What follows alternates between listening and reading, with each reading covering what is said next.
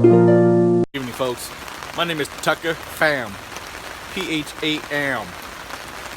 I am standing live here next to, I'm sorry, Bolo sir, what Biggs, is your sir. name? It's Bolo Biggs. Mr. Bolo Biggs. He said his name is Bolo Biggs. Mr. Biggs has been working on the tremendous downpour for the last 2 years, sir. It's been 2 2 years. years. Man, you need to get this bus fixed, sir. He said 2 years. He's been working on this bus for the last 2 years. Thank you, Mr. Pham. That's Pham. Oh, I'm sorry, Mr. Pham. Thank you. Yeah, I woke up today and was like, I'm gonna get some stuff done, and the Lord was like, not today, not today. I'm just gonna get some work done anyway. In the arms of the angel.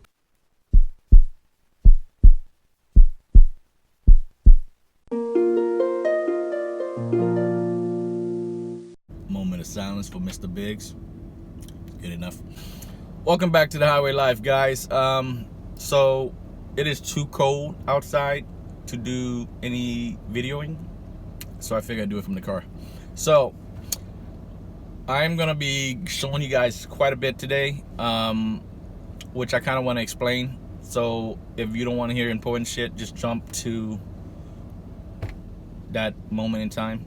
Anyways, so the reason why you guys see me wrapping up things and then leaving you hanging, or I'll say I'll do that later, or I'll finish that later, whatever, is because that's the reality of building these skoolies or van build. You can't start something and finish it right away. Well, you can, but it's not practical. I don't just share my wins and losses. I share what you're going to experience, kind of like live. So the things I need to do to wrap up certain projects, I incorporate it with other things. It's cost effective, it's time saving. So for instance, if I finish something and I need to address paint, I save it for other paint duties because I don't want to waste paint. I don't want to ruin my paint can, because every time you open it, you're affecting the leftover material. So I do all my painting at one time. Same thing with caulk.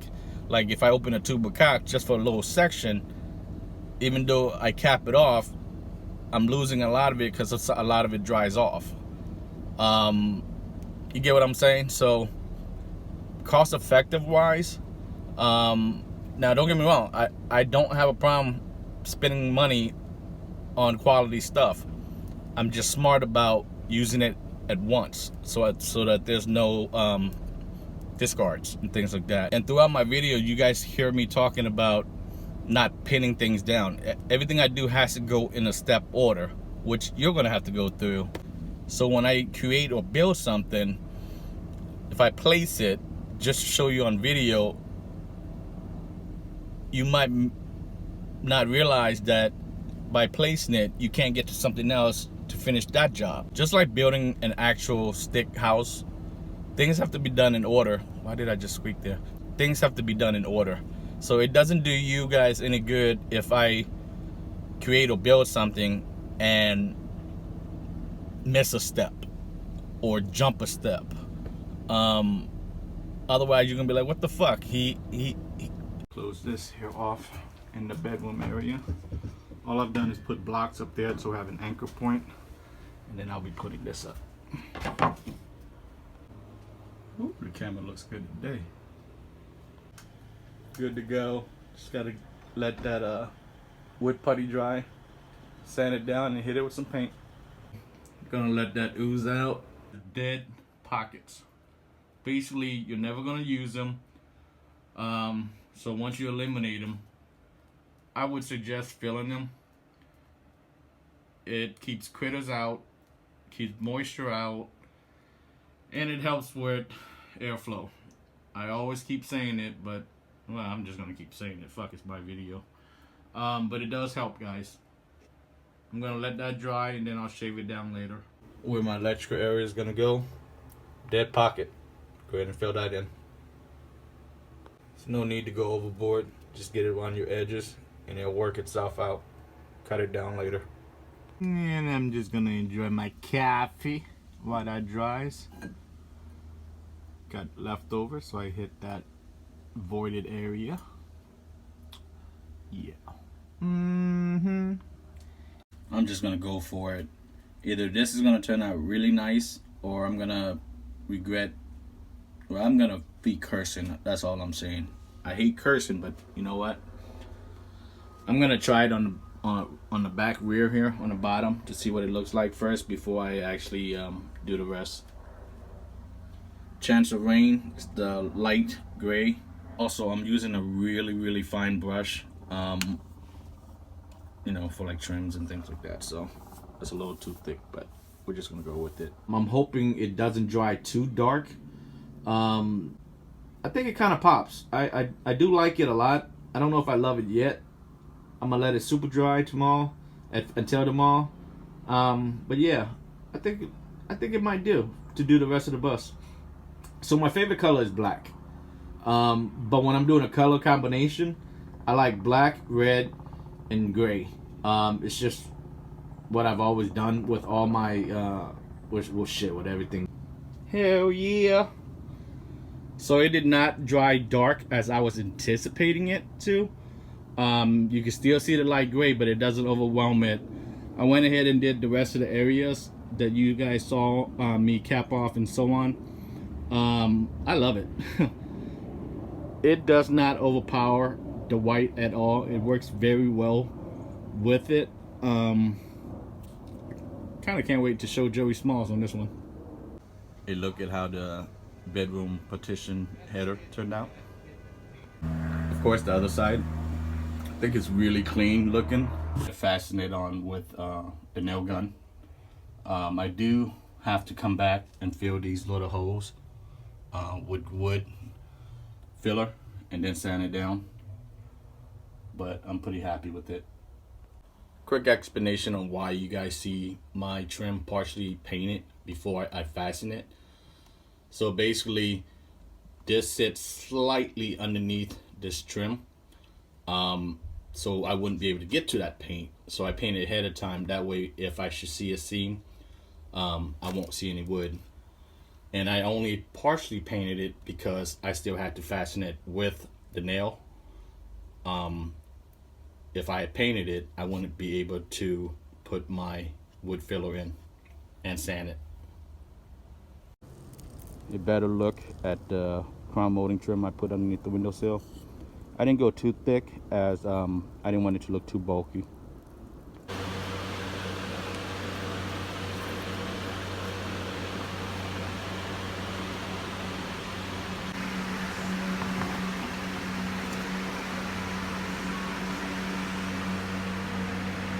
It's time to address the double doors, the entryway.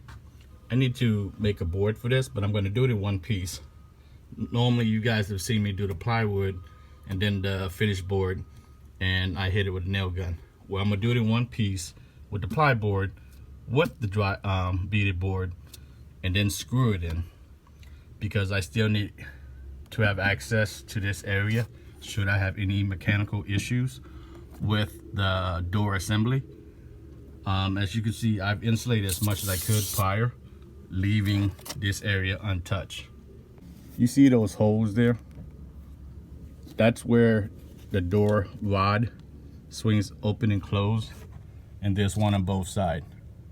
Now, that's gonna allow cold air draft to come in, and being that this isn't insulated in here, I may have issues. So I'm actually going with a thicker piece of board, a 3/4. It's a small piece, so I'm not too worried about it, but that's gonna help with some insulation some.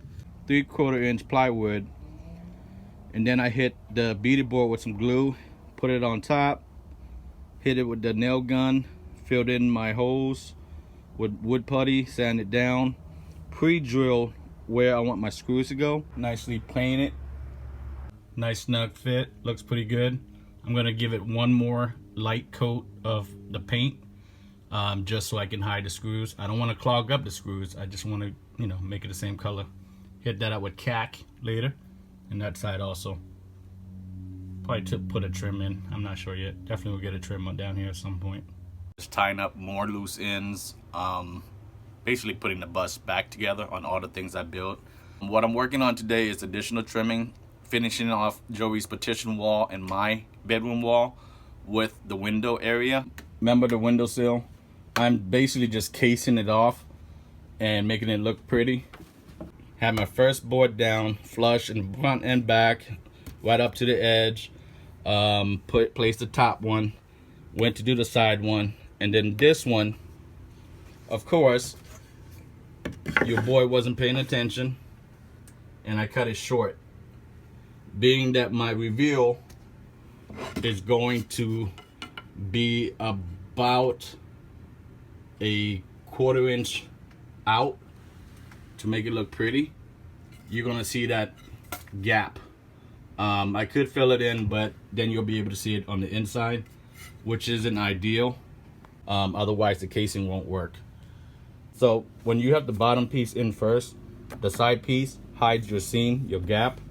Now there is still a line there obviously, but it's not as much as something revealing as that. So pretend this piece is this that went down first, and then put in the bottom piece. That's what you would see. Not ideal. So you can see the difference here. And that normally gets hidden with your paint. I'm not sure 100% what trim or what casing I'm going to do for the front. I might do a crown, or I might just keep it simple with the rest like I've done over there. But the general idea is to, when you do place your casing, you want to leave a little bit of a review. That's kind of too big, but that way it hides any imperfection. And if you're not 100% squared, you won't be able to tell with the naked eye if you're offline by a smidget. Whereas if I went flush, if I'm off, you will notice it, kind of like that. So giving it a reveal, it helps clean everything up. And it goes on the side kind of like this. So now you see a little bit of a seam. That's because I cut this board a little short to compensate so that this doesn't pin it hard and then crack.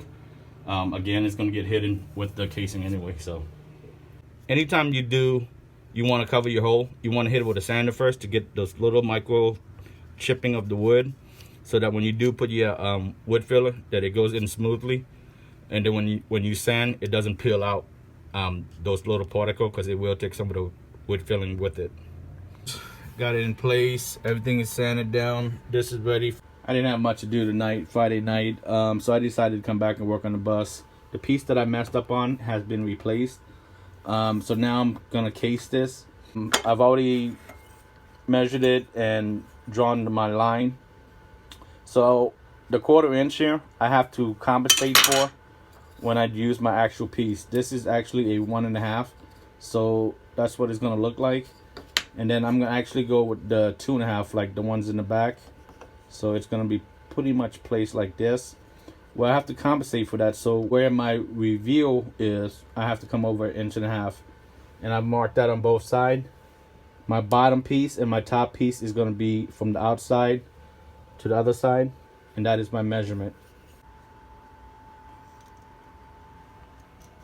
The distance from the end piece to this end piece is 22.25.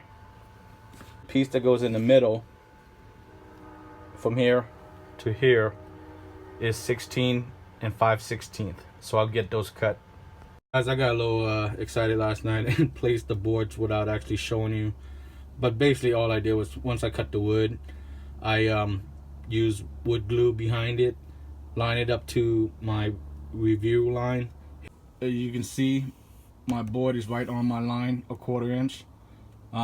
If you look on your window or door frame, most casing will give you a 1/4 inch reveal. Some more, some less, depending on what kind of application they're doing.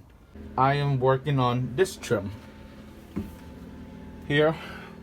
So I'm addressing the doorway framing trim / whatever, the entrance to the back. It is a smaller width than the one in the rear, and I did that on purpose because the rear, I want to be able to bring stuff in and out. It's not practical to do it in front because these double doors aren't wide enough anyways. Because it is a narrower, it's not as wide. Why I keep trying to use these big words, man? I gotta keep it real. So that because it's not as wide, I don't want to lose any more width by putting a board to cap off the doorway like you normally would. I'm using my beaded panel finish boards because it's thin, and I won't lose too much. It's about less than a 1/4 inch. Cut it into strip. I had maybe 16-inch wide piece left that ran the distance of the 8 feet, so it was perfect. However, that wall behind the driver's seat is staggered forward by about a 1/2 inch than this wall, and I had to do that on purpose because I wanted to be lined up with my staircase, but I wanted that to be lined up with the rib. So this is catching part of the rib, that is catching full rib. All this food, talk about food. Anyways, so that's what I'm using. I've measured it. I need to bring the temperature up in the bus a little bit because I'm using glue behind it before I hit it with the finish now.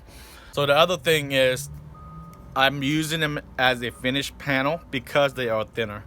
That's why you see me putting a plywood behind it and then putting this on, because the plywood itself is giving me the strength. This is more just for looks and cosmetics. If I had put this on directly onto my walls, it would be too thin and it could get damaged, punching holes in the walls, you know, things like that. So that's why I went with these guys. Being that my wall is staggered by a 1/2 inch, I gotta cut it perfectly so that the beads lined up. So this board going all the way up, there's one that comes over and then comes one that goes down. I have to make sure the beads line up, otherwise they'll look stupid. I have not cut this to size yet. I was using the pennant so that I can line up my bead. And then jumping over to this side, I had to shift this board over slightly so that the beads lined up. See there? See how thin it is? But I'm not worried, excuse me, because I have a 2x4 stud behind it. The best I can do under these conditions is bring it up to 54 degrees. Come on, man.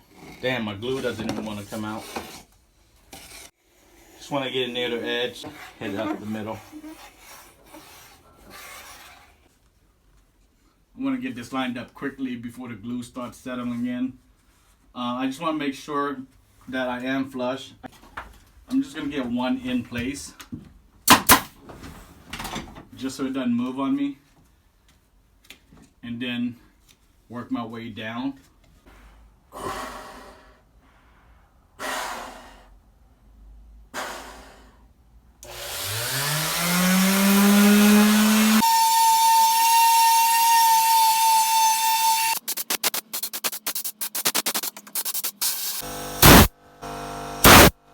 I'll give you guys a quick walkthrough before I let you go.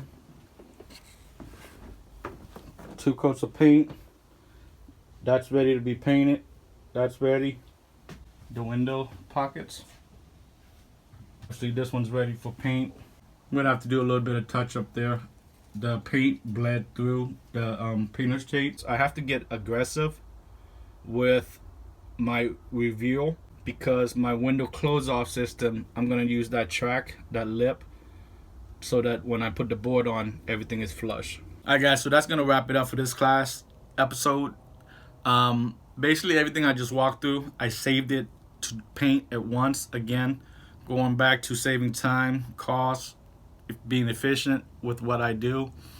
I'm not sure what I'm gonna show you in the next episode, but you'll have to tune in. So be good to each other. Your boy Big loves you. I'll see y'all on the flip side. Deuces. And thanks for watching.